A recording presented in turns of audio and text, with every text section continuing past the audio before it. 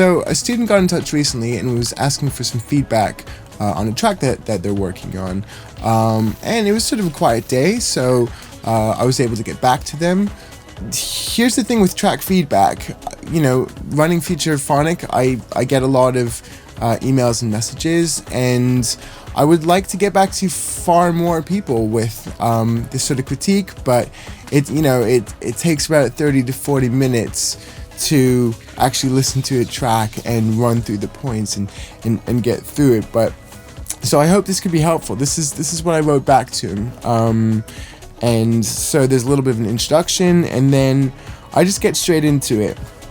So you start with a gated pattern. All good, but I think you could polish this a little bit. First, by giving it some rhythmic context. Rhythms can't work effectively when we don't understand the groove. Consider building some percussion or sound beds, which let people know where the one is. By the one, I mean the first beat in every bar. 1, 2, 3, 4. When musicians, say playing live instruments, are struggling to find a groove to play along to with complex music, they often say, hang on, I'm just looking for the one. They're looking for the beginning of the loop so that they can play in time.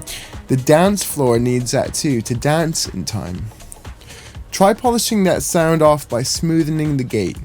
It sounds very on-off, but you can make it sound a little bit more clean by rounding off the edges of the gate, just enough to smoothen it, and then add a little bit of delay and reverb for the gloss sound. The immediate issues with this track are your levels. The snare is a lot louder than it should be, and just not EQ'd enough. It should sound embedded in the track, like a little hole has been cut out into which you place a sound. You mentioned that you have future geometrics. The snares there are made perfectly to do this. Well, I've got to plug the pack. You can find great snares in a lot of modern sample packs, which I did write to. Just work on getting the volume right. The choice to make the snare louder may have been informed by your observation that the snare is always audible and clear in professionally produced tracks. If only it was as easy, however, as turning the volume up. The actual method is to have it quieter, but to choose snares that poke through the mix. And also, make sure your sound design dances around the snare instead of on top of it, using a combination of sound placement and EQ. As more sounds come in throughout your track, you pile them on top of your kick and bass.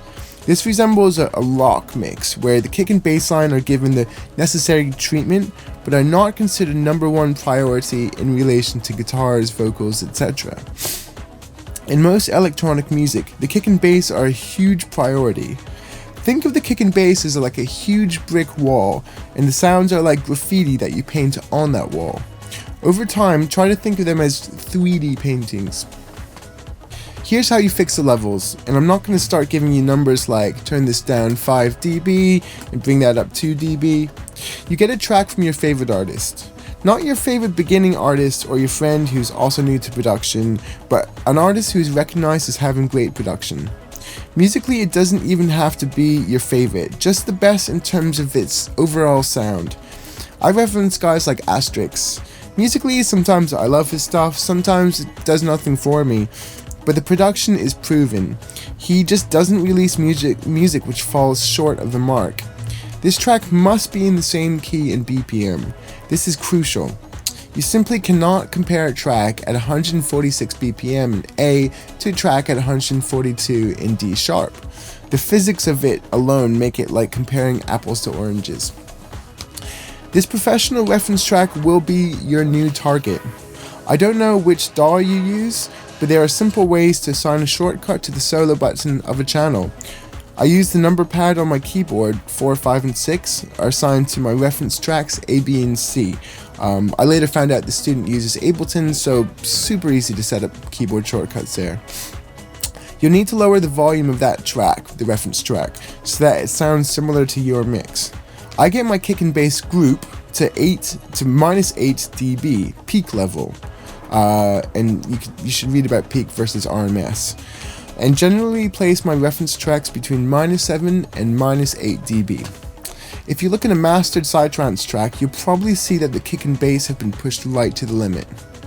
That solo reference shortcut should also do something else when you hit it. Disable any plugins on your master channel. You can't reference a track if it's going through whatever stuff you might have on your master channel. You need to hear that reference as a 16 or 24-bit WAV with no processing on it at all. So when you're soloing the track, it's also disabling all your master channel plugins. Spend the rest of your time constantly soloing that reference track. Listen to it constantly, sometimes for 2 minutes, sometimes for 2 seconds. Loop a 4-bar section of it that has all its percussion going, and reference at a point in your track that's also full percussion. Do the same for sort of open, bare, kick and bass sections. Ask yourself the following questions. How loud is the snare? What are the relative levels of the kick and bass to the other sounds? How does the kick and bass hum? What elements can I hear at all times? For instance, well-produced trance should have a prominent kick and bass and percussion that never gets lost in the mix. How wet-dry are the sounds? How loud are the risers and impact sounds? Can I learn anything from looking visually at the waveform? How long is a kick? Has it been placed in phase with the bass, for instance? How have they arranged a track so that it's effective? Why does it just work when the track stops and starts at certain times? What events directly precede and lead up to the moments that make you feel the most? Does it make me want to dance? And that last question is important. Production is hugely important inside trance. Your music is only ready to send to big labels when the tracks have proven to work on the dance floor. Sending a track that hasn't proven itself on the dance floor to a label is like sending an airplane without wings to Boeing. In extreme cases, people could even be hurt. However, the thing that really makes producers great is that they understand the science of dance. They understand people's attention spans. They understand the concept of flow. They understand when to repeat ideas, how to repeat ideas, how to build melodies, and how to create tension. So take a slingshot. Place a small stone into the pouch, but don't pull it back. Just let go, and nothing happens. And if you're lucky, it won't fall on your foot. You have to pull that slingshot back until the elastic is stretched. The further you pull back, the harder it becomes. If you're really pulling it back, you might become worried that the elastic will break or that your wrist will lose its grip and the slingshot will literally backfire. The more you stretch it, the more physical and mental anxiety you create. But when you release and let that sucker fly, the elation is unbeatable. As your rock flies into the distance and perhaps through the old headmaster's window, the sense of release was more than worth the effort you put in. Great music producers understand this and do the same thing with music. Because when you give people what they want without effort, they become bored because we all need challenges, right? We like to work for the big moments in music. So try introducing this tension into your track. Introduce an idea, but don't start at level 10 straight away. Start it at level 1, but think, how could I show the dance floor that the sound can go to level 10 if it wants to? Let the sound tease a dance floor. Put all the focus on it. You don't have to make music like Tiesto to put all the focus on just one sound.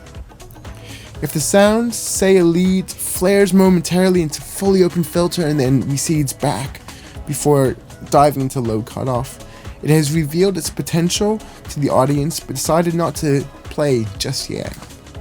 The audience will want more. The audience will want it to play. They always want more, but they can't want more if they're given everything straight away. Seduce your audience like the person who first broke your heart. They probably made you doubt yourself and give you reasons to think it could have worked in equal measure. I see music, especially dance music, as a form of benevolent manipulation. Let's return to that question. Does it make me want to dance? Just get off your chair and take to your studio floor. Dance to it. Next time they play it on the dance floor, just dance to it. Figure out what it is that makes it so much fun to dance to. You already have all the information you need to make exceptional music. It's in your music collection. It's on Beatport. By integrating these tracks into your DAW in such a way that you can A/B, like quick reference, quickly, you can hold your work in progress up to a finished shining gem and ask yourself, critically and frankly, what it is that differentiates your music from the professionals. In my experience, the pain of comparison is the number one reason which stops us from doing it more. It's a really tough exercise. When you've been working so hard on your craft, you've been up all night, and because we walk away seeing only the flaws in that comparison. But stick with it. If I tried to repaint the Mona Lisa all day, every day, I would probably one day be able to do it, though it would be a life's discipline and I'd have to sacrifice a lot. But could I envision her in the first place? See, to really nail our craft, we must mix the discipline of the production with the observation of dance floor energy. I can't promise you anything except this. If you keep putting the hours in and working passionately as you have been at this, I promise that in a year's time you will be so happy with your progress. Think of time in the studio as time in the gym. Results just take time. I hear that you have a lot of imagination with your sound design in the track, so I know you can make it. Oh, and turn that snare down a little and listen to a reference track afterwards. See how theirs is quieter too? So your ears just learned that. I'll leave the rest of the learning up to you now. Good luck. Alex. And I hope it was helpful to you too. See you later.